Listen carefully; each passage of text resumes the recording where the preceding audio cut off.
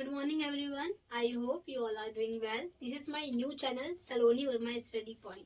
Please give me your unwavering love and support. आज मैं आपको पढ़ाने जा रही हूँ यूनिट नंबर 1 एंशिएंट हिस्ट्री का चैप्टर। ये मैं उन अपने सहपाठियों के लिए लेके आई हूँ जिन्हें इसे समझने में बहुत परेशानी हो रही है। कुछ लोगों को सभ्यता को लेकर बहुत परेशानी होती है क्योंकि हमें सभ्यता के अंदर एक मत देखने के लिए मिलता ही नहीं है। विद्वान इसमें लेके मतभेद बहुत देखने के लिए मिलते हैं विद्वानों के। ऐसे ही मैं आपको बताती हूँ सभ्यता होता क्या है। ऑक्सफोर्ड इंग्लिश डिक्शनरी के अनुसार सभ्यता का मतलब ये बता रखा है कि जंगली और बर्बर जो स्थिति है उससे बाहर आना या बाहर निकलना। ठीक है, यानी हम सभ्य होते हैं। हम मानव क्या होते हैं? आदिम युग में लोग कैसे थे? असभ्य थे, परंतु इस युग में हम सभ्य होते हैं। हम समझते हैं कि हमें कैसे रहना है। ऐसे ही हमारे इन विद्वान का पहले मैंने आपको बताया इंग्लिश, ये इनकी बुक है ऑक्सफोर्ड इंग्लिश डिक्शनरी जो है। उसके बाद हम आते हैं लुइस हेनरी ने भी जो है ये अपनी किताब लिखी थी 1878 में। इसमें इन्होंने ये बता रखा है सभ्यता के बारे में वर्णन कर रखा है, उसे कई कैटेगरियों में बांट रखा है कि सभ्यता होती क्या है इनकी किताब में। उसके बाद हमारा जो है ये हमारे अल्बर्ट स्वीटिजर हैं। इन्होंने ये बताया कि सभ्यता जो है मानव के हर क्षेत्र में जो है प्रगतिशील है, यानी मानव के हर क्षेत्र में हर चीज में जो है अगर मनुष्य प्रगति कर रहा है, विकास कर रहा है, यानी कि वो सभ्य हो रहा है। बर्बर की स्थिति, जंगली की स्थिति से क्या निकल रहा है? वो बाहर निकल रहा है। उसके बाद हमारे जाते हैं एडमंड बर्टन टॉलर जो हैं। इन्होंने भी ये बता रखा है कि जो सभ्यता होती है वो मानव के विकास में जो होती है समान, फिर उसके बाद कठिन, फिर जटिल होती है, जटिल रूप से प्रगतिशील होती है इसके अंदर। अब जो हमारे क्रिस्टोफर डॉसन है ये बताते हैं कि सभ्यता सिर्फ शहरों में पाई जाती है, गांव में असभ्य लोग रहते हैं। इनका मत बहुत ही विभिन्न है। तो इनके में हमें जो है जब एक मत देखने के लिए नहीं मिल रहा है तो हम कभी कभार खुद परेशान हो जाते हैं कि किसे माने हम। परंतु अगर मैं सरल शब्दों में आपको बताने का प्रयास करूं तो सभ्यता का मतलब यही होता है ऑक्सफोर्ड इंग्लिश डिक्शनरी का कि बर्बर और जंगली की स्थिति से बाहर निकलना, यानी कि हम सभ्य हो जाते हैं। हम समझ जाते हैं कि हमें किस प्रकार से अपना जीवन निर्वाह करना है, किस प्रकार से हमें समाज के अंदर एक साथ एकजुट रहना है। ठीक है, मैं आपको इस शब्द के अंदर बताती हूँ जो सब फ्रांसीसी क्रांति हुई थी 16वीं शताब्दी है हमारी, ऐसे कि हम बहुत अच्छी तरीके से जानते हैं। 5 मई को हुई थी हमारी 1789 में हुई थी। ठीक है, तो उस समय ना ये रोमांस शब्द का उपयोग किया था। आप रोमांस को गलत मत लीजिएगा। रोमांस का मतलब होता है सुधार, शिष्टाचार और शहरीकरण। ठीक है, हम शब्दों में कई चीजें फेर होते हैं, तो इसका मतलब ये है हमारा कि सुधार लाना, समाज में क्या लाना? सुधार लाना, और फिर उसके बाद शिष्टाचार लाना, यानी शिक्षित करना, शिष्टाचार लाना समाज के अंदर, और साथ में शहरीकरण लाना। अगर हम शहरीकरण लाएंगे तो समाज क्या होगा? सभ्य बन जाएगा। ठीक है, तो इनका मतलब ये है रोमांस शब्द का मतलब हमारा। अगर मैं आपको अब दो चीजें होती हैं कि अब जैसे कि मैंने आपको पहले ही बता दिया, सभ्यता की परिभाषा को मैंने विस्तार से वर्णन कर दिया है। अब हम सेकंड पॉइंट पे आते हैं, संस्कृति और सभ्यता को जानते हैं। इसके अंदर अंतर क्या है और इसमें समानताएं क्या हैं उसे जानने का प्रयास करते हैं। सभ्यता और संस्कृति, इन दोनों में ज्यादा अंतर देखने के लिए नहीं मिलते हैं, इन दोनों में समानता ही देखने के लिए मिलती है। परंतु जो सभ्यता होती है बहुत व्यापक स्तर पर होती है। व्यापक स्तर पर मतलब इसमें बहुत सारी चीजें जुड़ जाती हैं। इसमें हमारी बाहर की सुख सुविधाएं जुड़ जाती हैं, जैसे कि हम बाहर की सुख सुविधाओं के लिए उपयोग करते हैं, इसे हम सभ्यता कहते हैं। परंतु हमारी जो संस्कृति होती है इसका स्तर थोड़ा सा सूक्ष्म होता है। संस्कृति में क्या होता है कि सारी संस्कृतियां आ जाती हैं, जैसे कि हम विभिन्न प्रकार की संस्कृतियों को लेते हैं। ठीक है, जैसे पश्चिमी संस्कृति की नीली जींस वगैरह हो गई, उसमें से हम अच्छी चीजों को भी ग्रहण करते हैं, परंतु हमें अपनी संस्कृति का हास नहीं करना चाहिए और उसे भी साथ लेके चलना चाहिए। अगर हमारी संस्कृति के अंदर कुछ चीजें हैं जिसमें हमें परिवर्तन करना चाहिए तो हमें करना चाहिए परिवर्तन। किसके अंदर? हमारी संस्कृति के अंदर, परंतु अपनी संस्कृति को बनाए रखना चाहिए। यह हमारी आंतरिक जरूरतों से होता है, जैसे कि आंतरिक चीजें हो गई, जैसे कि हमारे जीवन निर्वाह के लिए अत्यंत आवश्यक होती है, उसमें हम संस्कृति को लेते हैं। और सभ्यता जो होती है वो व्यापक स्तर पर होती है, इसमें हम बाहरी सुख सुविधाओं को लेते हैं। जैसे कि मैं आपको बता चुकी हूँ, संस्कृति और सभ्यता के बारे में विस्तार से वर्णन कर चुकी हूँ। अब थोड़ा सा हम जो है सभ्यता के उदय के बारे में जानेंगे कि होता क्या है।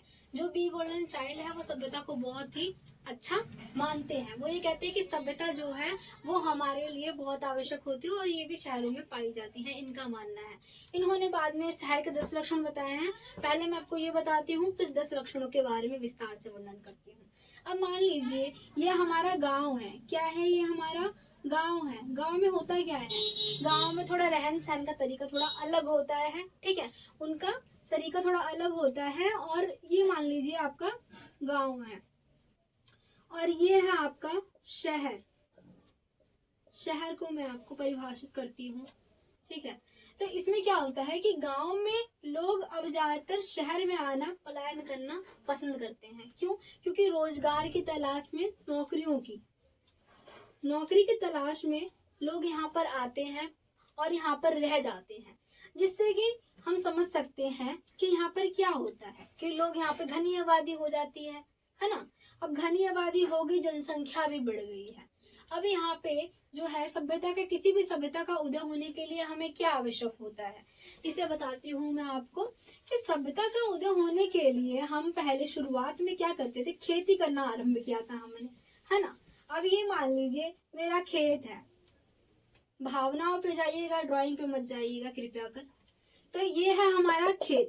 अब खेत में क्या होता है कि इसमें ना, जैसे कि हम एक साथ 3 फसलें भी उगा सकते हैं। जब लोह युग आया था ना, लोह क्रांति आई थी, तो क्या हुआ था कि हमने फाल के हलों का उपयोग करके एक साथ 3 फसलें उगाना शुरू कर दी, जिससे कि मिट्टी की गुणवत्ता अच्छी हो गई और हम फसल उगाने लगे, हमारी आर्थिक स्थिति अच्छी हो गई, जिससे कि हम क्या हो गए? सभ्य हो गए। क्या हो गए? हम सभ्य हो गए, ठीक है। तो उसके बाद क्या भाई, हम सभ्य हो गए हैं तो विचारधारों जो हमारे विद्वान है उनमें मतभेद होंगे। अब भाई वो सभ्य हो चुके हैं। देखो अब हमने क्या की, खेती करना आरंभ कर दिया। मान लीजिए ये मेरा किसान है, भाई ड्राइंग में मत जाइएगा गलती से भी। ये मेरा किसान है, खेती कर रहा है, भाई बहुत अच्छी खेती हुई है, फाल के हलों का उपयोग किया है हमने। मान लीजिए वर्षा नहीं हो रही है, हम मौसम पे नहीं डिपेंडेड है। हमने क्या किया? हमने कृत्रिम उपाय यूज कर लिया। भाई हम आधुनिक युग के इंसान है, हमने कृत्रिम उपाय यूज किया। यहाँ पे नदियों का उपयोग कर लिया, तालाबों का उपयोग कर लिया, व्यापक रूप में हमने सिंचाई के लिए हमने इन सब चीजों का उपयोग कर लिया। अब क्या हमें वर्षा की जरूरत है? नहीं है, हमने इसका उपयोग कर लिया। अब भाई हम बन गए सभ्य, ठीक है। अब हम गांव में नहीं रहेंगे, अब हम सीधे चलेंगे कहाँ? शहर में, ठीक है। ऐसे ही हुआ, क्या उदय हो गया, आर्थिक स्थिति अच्छी हो गई लोगों की। लोगों ने भाई बड़े बड़े घर बना लिए और कुछ बेचारे गरीब थे जिन्होंने क्या किया, वो बटाईदार, ठीक है, ये हमारे जमींदार हो गए, जमींदार साहब हो गए। कौन हो गए? हमारे जमींदार साहब, भाई बन गए सभ्य। बेचारे किसान जो बटाईदार थे, कौन? बटाईदार, यहाँ पे इनके खेतों में आके बेचारे काम करने लग गए। अब वो खेतों में काम करने लग गए तो ये और धनी हो गए और ये बेचारे गरीब थे, इनका शोषण होने लग गया। इसी प्रकार से समाज में विभिन्नता देखने के लिए मिलती है। गरीब इंसान और गरीब अमीर और अमीर हो जाते हैं। तो इसी प्रकार से हमारे सभ्यता का उदय हुआ। बी गोल्डन चाइल्ड भी कहते हैं कि सभ्यता जो है उसी के वजह से हम सभ्य बन पाते हैं। इसी प्रकार से सभ्यता का उदय जब हुआ, जब मनुष्य ने धीरे धीरे खेती करनी शुरू की। अब मैंने खेती करना शुरू कर लिया। मान लो किसी किसान का बेटा है, कह रहा मैं नहीं कर रहा खेती वेती, मुझे करना है व्यापार। क्या करना है? मुझे व्यापार करना है। वो भाई बन गया क्या? वो व्यापारी बन गया, ठीक है। क्या बन गया? वो व्यापारी बन गया और उसने व्यापार कर ली। मान लो फोन का कर लिया उसने, किसी चीज का व्यापार कर लिया, ठीक है। तो उससे क्या हुआ कि अच्छी खासी इनकम होने लग गई, पैसा होने लग गया, ठीक है, आय होने लग गई। तो इस प्रकार से क्या हुआ, हमारी सभ्यता का उदय हो गया। अब हम बी गोल्डन चाइल्ड जी की थोड़ी धारणाओं को जान लेते हैं कि गांव को लेके और शहरों को लेके उन्होंने क्या अंतर बता रखे हैं। इन्होंने बी गोल्डन चाइल्ड ने ना लक्षण बता रखे हैं कि शहर के क्या लक्षण होते हैं, ठीक है। किसने बता रखे हैं?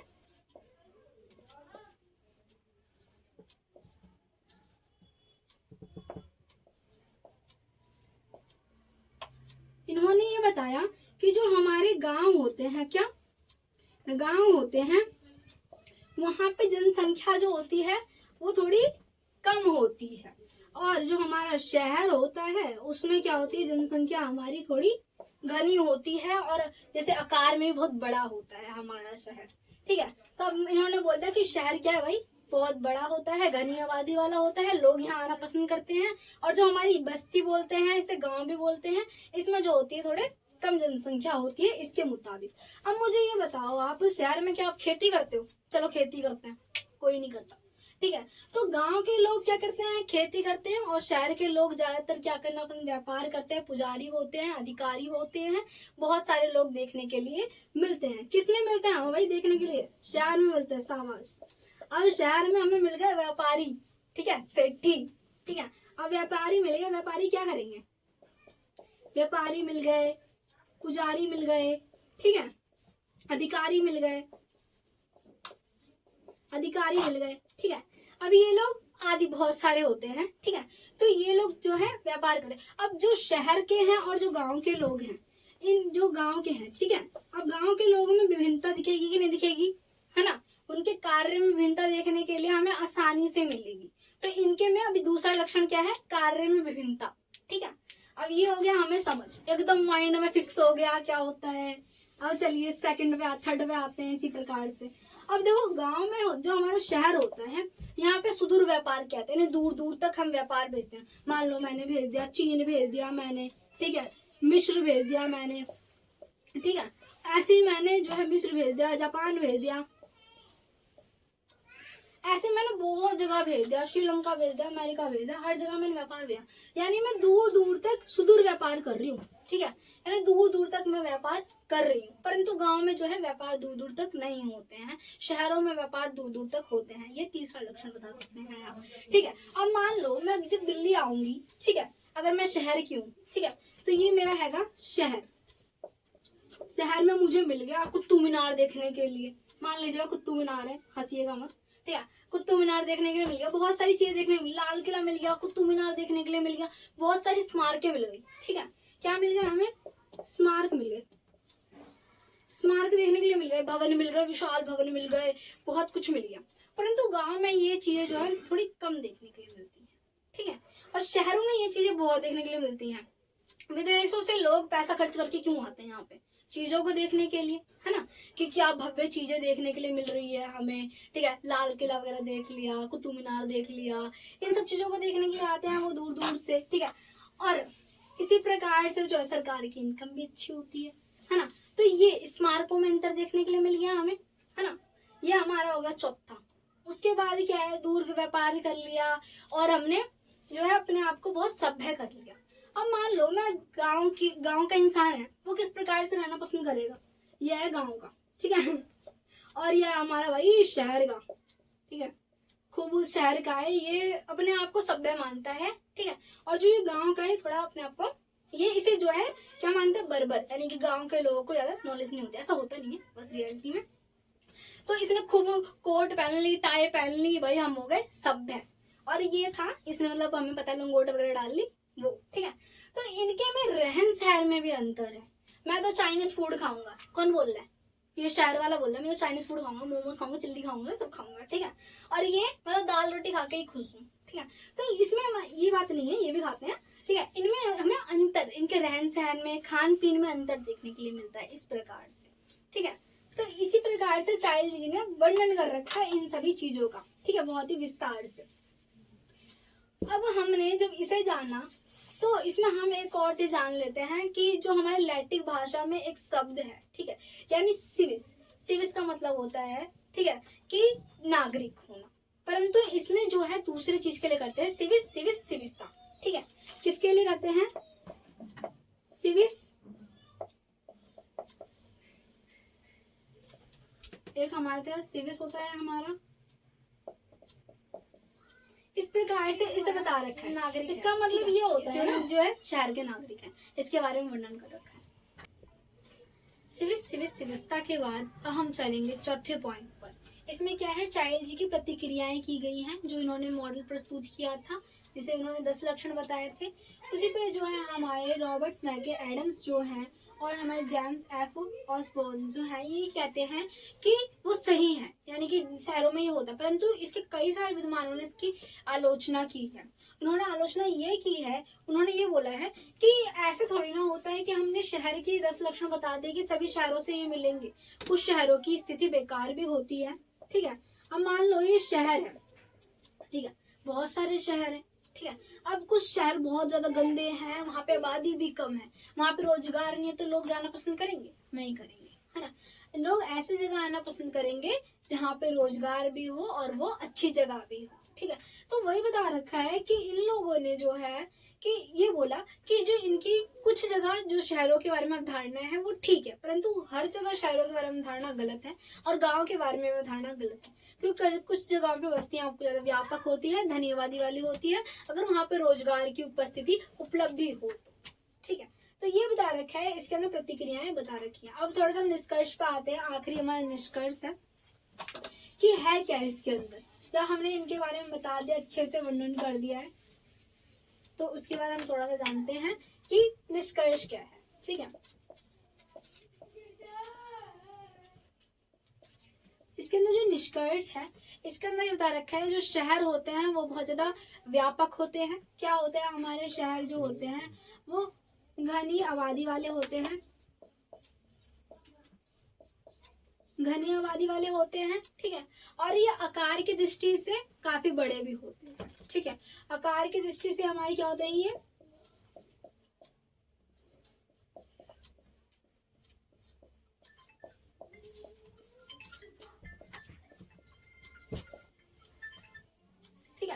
घनी आबादी वाले होते हैं और आकार की दृष्टि से ये क्या होते हैं, हम बड़े होते हैं। तो ये बता रखा है निष्कर्ष में। और इसके अंदर हमें जो है कई सारी चीजें जानने के लिए मिलती हैं कि इसमें ना जैसे कि जटिल भी होते हैं। अब सभ्यता के अंदर कई सारी चीजें कहती है जटिल होती हैं, घनी आबादी वाली होती हैं, मतलब भेद भी देखने के लिए मिलते हैं। सभ्यता में कुछ ये सरल होती हैं, कुछ आसान होती हैं। बस ये आज के लिए यही चैप्टर यहाँ पर खत्म होता है आपका। Hello friends, I hope do you like my video and do you want to more video related to study? So please like, comment, share this video. And if do you have any kind of doubt related to study, so please comment in a comment box. Then I will help you. Thank you so much. Saloni Verma Study Points. Please like and share.